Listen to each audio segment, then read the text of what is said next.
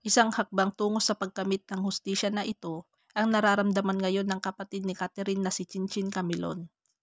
Ito ay kasunod ng paglantad ng lalaking sangkot sa pagkawala ng beauty queen teacher.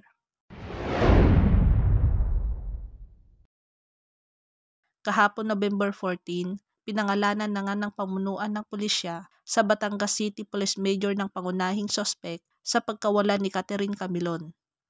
Ayon sa kanya ay walang iba kundi si Police Major na si Alan De Castro. Ang sospek ay sinampahan ng kasong kidnapping at serious illegal detention kasama ang nagngangalang Jeffrey Ariola Magbantay at 2 pang lalaki na hindi pa pinapangalanan sa ngayon. 4 silang haharap sa kasong ito at mula rito, patuloy pa rin ang masinsinang investigasyon upang matukoy ang kinaroroonan ni Catherine Camilon na sa ngayon ay mahigit 1 buwan nang nawawala. Ayon kay PNP spokesperson, Police Colonel Jean Fajardo, may nakitang traces ng dugo at buhok ng biktima sa pulang SUV na na-recover sa isang bakanteng lote sa isang barangay Batangas City at ito ay natukoy kay Catherine Camilon. Bagong update nga ito sa PNP.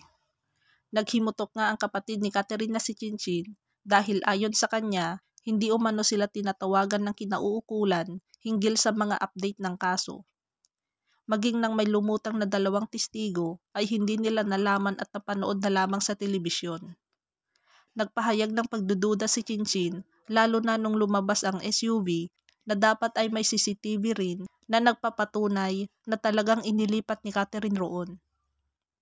Mula sa Nissan Juke na minamaneho nito, noong araw na ito ay nawala. Pero marahil ngayon matapos maglabas ng update ang kapulisan, ay kumpirmadong may traces ng dugo at buhok sa kanyang kapatid ang naturang sasakyan. Magkakaroon na siya ng pananalig sa lalong madaling panahon. Matatagpuan na nga ang kanyang kapatid.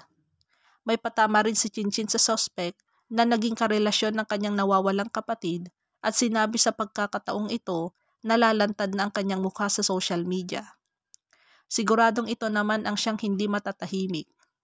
Narito naman ang komento ng ilang netizens. Pulis na naman ang sangkot.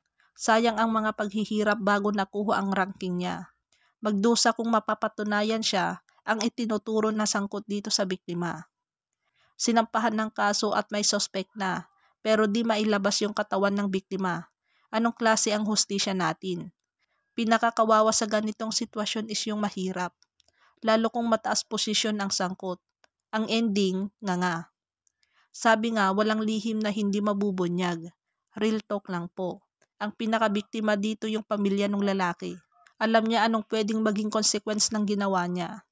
Baka yan na ngang nangyari sa kanya ang kabayaran. Sinira niya buhay ng pamilya ng lalaki at ganun din siya. Siya mismo sumira ng buhay niya. Naturingan pa namang guro. Hindi ba alam ng school yan na ang teacher nila ay isang homebreaker? Oo, nakakaawa nangyari sa kanya, pero iba sumingil ang karma.